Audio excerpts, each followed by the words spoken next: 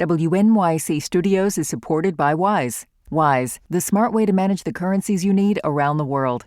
With the Wise account, you can send, spend, and receive in up to 40 currencies with only a few simple taps. Be smart. Get Wise. Download the Wise app today. Terms and conditions apply. WNYC Studios is supported by Odoo. When you buy business software from lots of vendors, the costs add up and it gets complicated and confusing. Odoo solves this. It's a single company that sells a suite of enterprise apps that handles everything from accounting to inventory to sales. Odoo is all connected on a single platform in a simple and affordable way. You can save money without missing out on the features you need. Check out Odoo at odoo.com. That's odoo.com.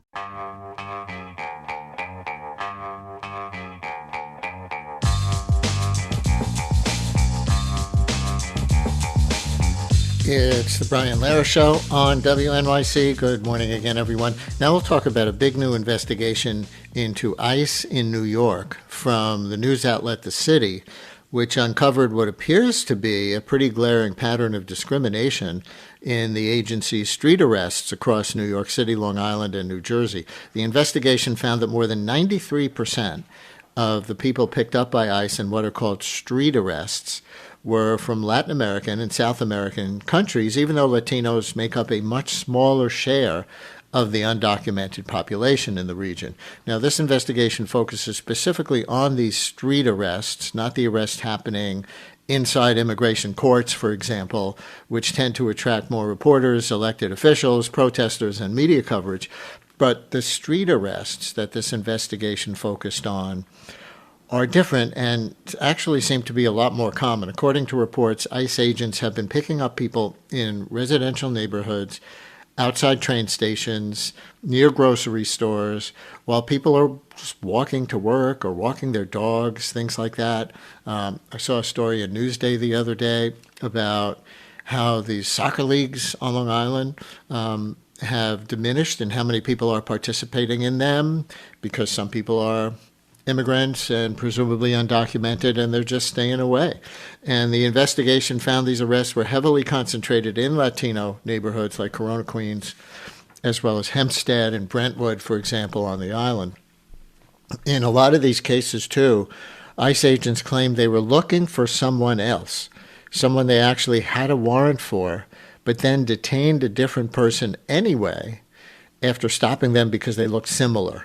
So civil rights lawyers say these stops amount to racial profiling. This investigation also comes amid several other major immigration stories unfolding right now.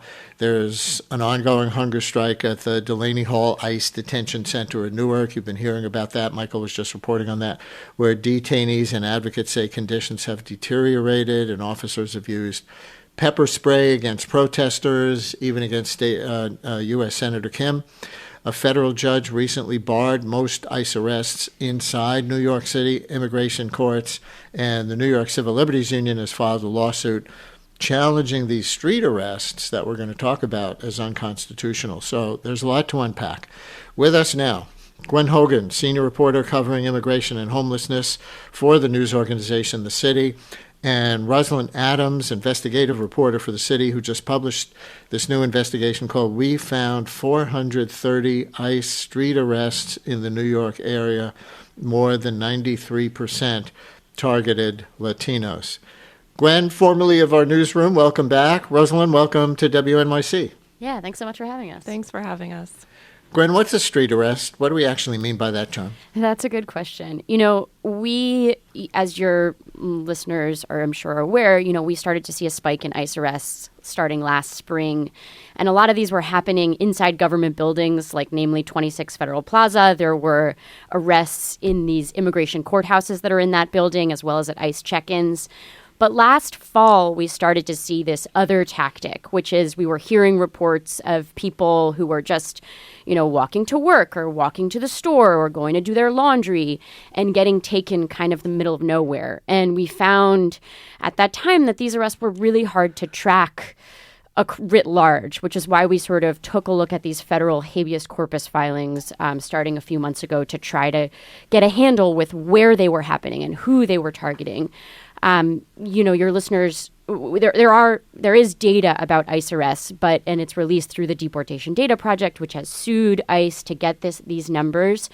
But because of the way ICE categorizes these arrests, it's really hard to tease out whether they're happening on the street or in immigration court or at an ICE check-in. But we wanted to focus on these street arrests because ICE agents have so much discretion in the field to decide who to arrest, which is a little bit different from an arrest happening inside a check-in or an immigration courthouse where people are showing up and have some sort of process in place. So, Rosalind, was there a point in your reporting, or maybe that inspired your reporting, that you first started seeing an uptick in this kind of enforcement? Well, as Gwen was talking about, definitely last fall, we started seeing more of these arrests. And I think we were just really curious about how widespread they were. The way that we really defined them was to think about any arrests that happened while somebody was driving in a car, leaving their home, on a sidewalk, any place that was sort of in a public area. And even though they're often in public, there are so many times few witnesses in these cases. I think we were just inspired to find a way to, look at multiple examples of these, like where is the best place we can go to find more information on that. And that really was these habeas corpus petitions, which is what an immigrant will file to challenge the detention. And those documents ended up having tons of details about the arrest. And that was really when we were able to start piecing together this picture of what these arrests look like and how they're unfolding. So, Rosalind, let's put a human face on this story. You spoke with a man named Florencio. Can you tell us what happened to him? Yeah, Florencio, he lives in Queens. He lives in Corona. He came to the United States 13 years ago. He was, in Manhattan painting an apartment. He works as a day laborer and got back to Queens, took the subway home. It was already dark outside. And, as he's approaching his home, he sees a bunch of masked men. The sun was down, right? It's dark outside. All he knows is that there's several masked men like emerging from their cars, kind of coming at him. He sees he's like right in front of his home at this point, and he sees his kids and his wife who are just happened to be leaving their house at the same time to run an errand. And then he sees these masked men, and they yell at him to get his attention, but they don't identify themselves. They don't, ask him anything. And he's, terrified. And he sees his kids there. And so he starts running, and these men tackle him. He twists his ankle. He's scraped up. And he's arrested and cuffed and thrown into this van. And only in the van, when he's really actually detained, are they explaining we're looking for this other person. He's like, that's not me. And they're rifling through his wallet, they're checking his ID, and then sort of issue this arrest warrant for him way later than when they originally detained him, just because he was in the area going home to another person they were looking for. Listeners, help us report this story. Help our colleagues, our friends at the news organization The City, report this story. Have you witnessed or personally experienced this kind of ICE activity in your neighborhood, street arrests? Do you live in a heavily Latino community in Queens or on the island or Newark, elsewhere, and have seen neighbors, friends, or family members detained in these street arrests as people were going about what appeared to be normal business? Or has it happened to you? Have these raids changed the way people in your community move through daily life? That's another part of the story that's worth reporting, even if nobody you know has been actually detained. 212-433-WNYC, 212-433-9692. You can call us or you can text us. And Gwen, one thing that really stood out to me in the reporting was how often ICE agents said they were looking for someone else. I mentioned this in the intro. So legally speaking, how does that work? Are agents technically allowed to stop someone simply because they think the person resembles a target? And if they turn out not to be that person, what are the ICE agents then allowed to do? So they are allowed to stop people and have investigative conversations over the course of their enforcement activities. And what we see in these documents a lot of the time, I will say they're not submitting these documents in all cases, but in the ones that we reviewed, they will say we had a free conversation. He's told us freely that he had crossed the border and didn't have legal status. So they have to have a conversation where the person is not under arrest in order to then develop what they say is the justification for an arrest that follows that. But and they're saying this is legal, this is fully legal, we're allowed to have these investigative conversations. And that's what they're saying in courts across the country where this policy of street arrest is being challenged by immigrant advocates, like namely the ACLU in several cases. But what the immigrants described in these legal documents is that is not what is happening. They don't feel like they're free to go. They feel like they are surrounded by masked men. They have firearms. They think they're being kidnapped. In cases where people try to run because they're terrified, they describe, like in Florencio's case, of getting tackled. So in many cases, they're not actually free to leave. Others describe being just intimidated, and they think sometimes that people are investigating a crime, for example. So they would volunteer information saying, no, that's not me. I've never seen that person. But in many cases, people don't feel like they're free to go. So that is the sort of the core of the legal issue, which is what sort of immigrant advocates are suing over. They're saying as soon as you are stopped, that is a seizure. You are no longer free to go, and that is why it's unconstitutional. ICE, again, is defending this in court. They're saying we're allowed to have these conversations. We're allowed to develop probable cause over the course of that conversation. We're allowed to create an arrest warrant after the fact. But that's really what federal courts are considering. And, these lawsuits that we're looking at are coming up in federal courts all across this region.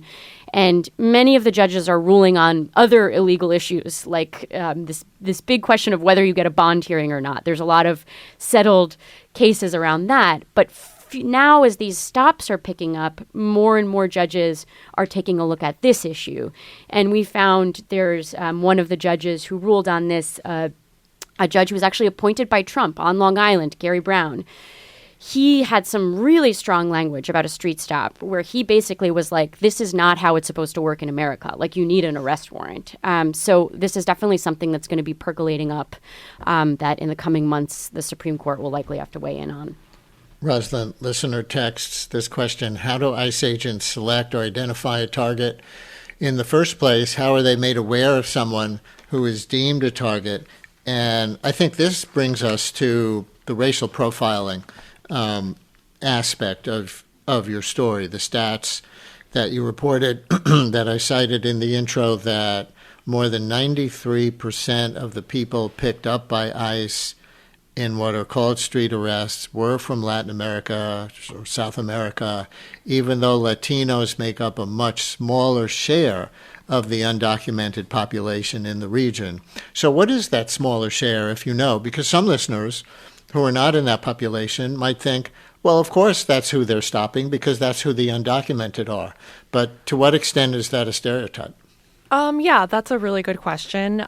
So we found that over the region, the estimated number of undocumented people across New York and New Jersey is about 2/3. It's about 66 or 67%. And our street arrests, when we looked at that, it was 93%. So that's a huge discrepancy. I think, one of the patterns we were seeing is they might have an arrest warrant for a specific person. And the way that ICE may have heard about them is they may have had they may already have like a deportation order, or they may have some sort of crime on their record. So there are some people that ICE is looking for, but, we reported one example about ICE agents were in Staten Island, and they're looking for one person. And in the course of that, they pick up 3 other people at least people that just filed habeas petitions. Like there could have been more people that they picked up as well. So when you're looking for one person who happens to be from Latin America and you're hanging out in, immigrant neighborhoods, and then you're picking up several other people, like that starts to really weigh the total number of people that they're picking up towards this community of people. And it's causing a lot of, terror in these neighborhoods because it's not targeted. A lot of these arrests are they're literally grabbing people. Let's take a phone call is Patricia ready yet? Okay, we'll get to Patricia as soon as her line is active. Instead, I'll read another text first that says, how would advocates go about fighting these types of arrests, seeing how the High Court justified the use of racial profiling? And that's true, Gwen, right? There was the Supreme Court opinion last year, Noam, as in Christie Noam, versus Vasquez Perdomo, where Justice Brett Kavanaugh suggested race could be one factor in immigration enforcement stops. And it wasn't a sweeping ruling on that point exactly, but do immigration lawyers think that decision has emboldened agents to racially profile? Correct. There was that, it became called these Kavanaugh stops, where Kavanaugh in a ruling last year said that this could be, the ethnicity or race could be one factor that agents could use. I mean, it's worth noting that he, in a subsequent decision in a footnote, later said racial profiling is not constitutional. The Supreme Court, cited precedent, longstanding precedent, that it cannot be used in internal immigration arrests. But like you said, immigrant advocates feel like the Perdomo decision set a tone for what the Supreme Court would tolerate. And we did in fact see in the weeks after that decision, that is when these sort of stops initially started to pick up in this region and in other places, where we hadn't really seen a huge, or like here specifically in this region, we hadn't really seen a ton of these street arrests. We really were mainly seeing, again, these arrests in administrative settings like ICE check-ins and immigration court. So certainly I think when the question of like what advocates can do, I do think, we've seen the latest lawsuit that was last month that the NYCLU sued over this practice here, which is definitely something we're going to be watching in the coming months. I wonder if this is even going to start affecting people who are here legally. On tomorrow's show, we're going to do a separate segment, Rosalind, on the new policy from the Trump administration that will require a lot of people who are here legally but on temporary kinds of visas like work visas and student visas to go back to their countries of origin if they want to apply for a green card. And that's different than what happens currently with a lot of people who can apply to convert a work visa or a student visa, for example, to permanent residency status. If technically they become out of status because of this change, I wonder if even they might be subject to immigration detention. I don't know if that's beyond what you've considered so far because this Trump order is new. No, I think that's definitely a great point. And I think, to clarify, the documents that we were looking at, these habeas corpus petitions, they're filed by people who, feel they're detained wrongly and illegally. All of the petitions that we looked at were filed by people who are undocumented. But there's been other great reporting by ProPublica, for example, where they've reported on U.S. citizens that have gotten swept up in these. And I think, especially in New York City, there's a lot of people from Latin America that are, immigrants, that are citizens, right? So definitely the kind of universe that we were looking at were people who don't have papers, who are undocumented. But, when you're looking at this policy, or not policy, but, pattern of really sweeping up people who look like another brown person, I think it's highly likely that U.S. citizens are, getting stopped, getting detained, and, this new green card wrinkle only adds to that. Let's get Patricia in Somerset County on here, who I think wants to talk about how some of this is affecting her community. Patricia, thanks for calling. You're on WNYC. Yes, thank you. Thank you for taking this up. I think not enough attention has been paid to this kind of random picking up of people on streets. And also, it was just mentioned, especially in New York City. I would say especially in all of New Jersey, because we have such a large Latino population. I myself am not in any danger at all. So I'm not calling from that point of view. I'm calling from the point of view of all the people I know who are in danger. Whether they're documented, undocumented, they live in very many of these communities of hardworking people, and many have businesses. And what's happening actually is not just the terror in the communities, it's what's happening to people trying to make a living. Because all you need to do is send 3 ICE agents into the streets of Boundbrook, small town in Somerset County, and have them pick up 3 people for whatever reason, and the whole community is terrified, can't go out around its business, can't run its businesses, and because they don't know what's going to happen tomorrow.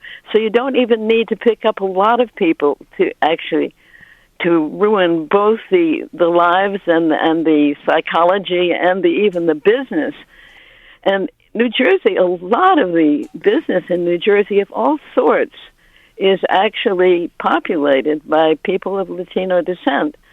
And someone I know said to me, well, when we leave our house in the morning, we just hope we're going to be able to go home. And that's a terrible thing to say.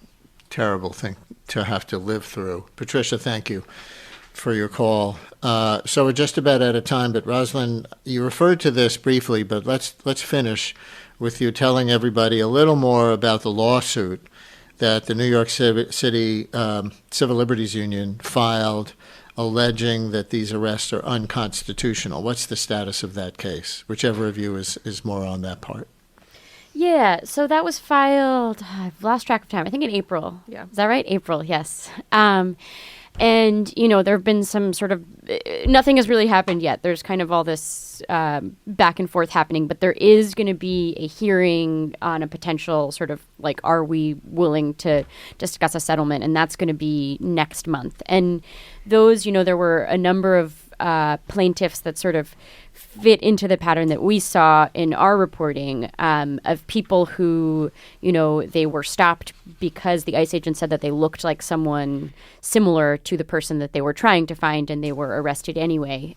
So that is, we're going to be following that case and how it pertains to, what ICE agents are able to do and how they're able to continue to make arrests in our region. We will leave it there with Gwynne Hogan, senior reporter covering immigration and homelessness for the nonprofit news organization The City, and Rosalind Adams, investigative reporter there, about their new piece. We found 430 ICE street arrests in the New York area, more than 93% targeted Latinos. Thank you for sharing your reporting with us. Thanks so much, Brian. Thanks, Brian. WNYC's journalism and storytelling is heard by millions of passionate listeners. Sponsors of our programming gain our listeners' attention and their respect. Learn about how your organization can support WNYC and WNYC Studios at sponsorship.wnyc.org.